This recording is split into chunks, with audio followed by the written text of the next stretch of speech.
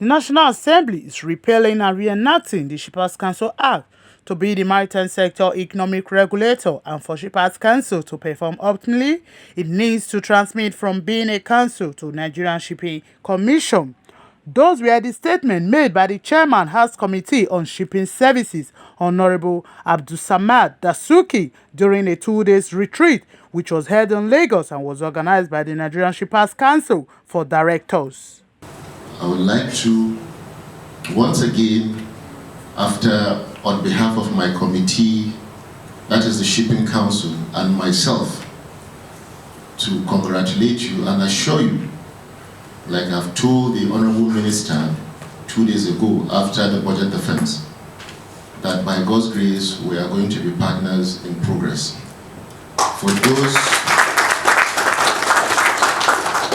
For those of you who have monitored the budget defense of this all-important Ministry of Marine and Blue Economy, it was more of a friendly interaction, because this is the very first time we're having such a ministry, and if you look at their line items in the budget, basically everything is new.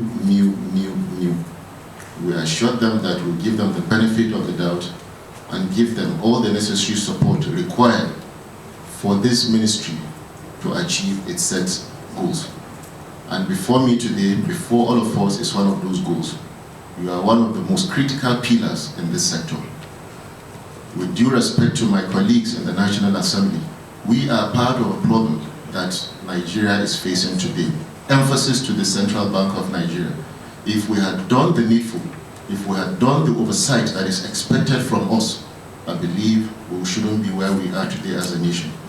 Based on that, I will vow that I, as a chairman of Committee Shipping Services, overseeing Nigerian Shippers Council, I assure you we are going to be partners in progress, do all that is expected from you as the regulator of this all-important sector.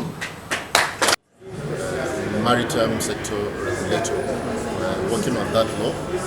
Like you all know, and if you are not aware, in the last assembly, it was passed by the two chambers, but it didn't have the assent of the president.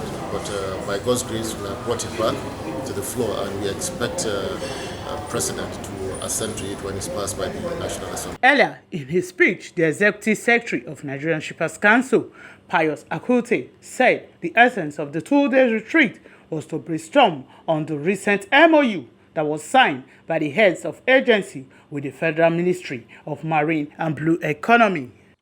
When we have a brand new ministry, the Ministry of Marine and Blue Economy, and then those of us who are opportune at this hour to work in this ministry, we have the mandate of Mr. President to be able to drive our desire to move away from oil dependency, to look at other sectors of the economy and see how we can grow our economy.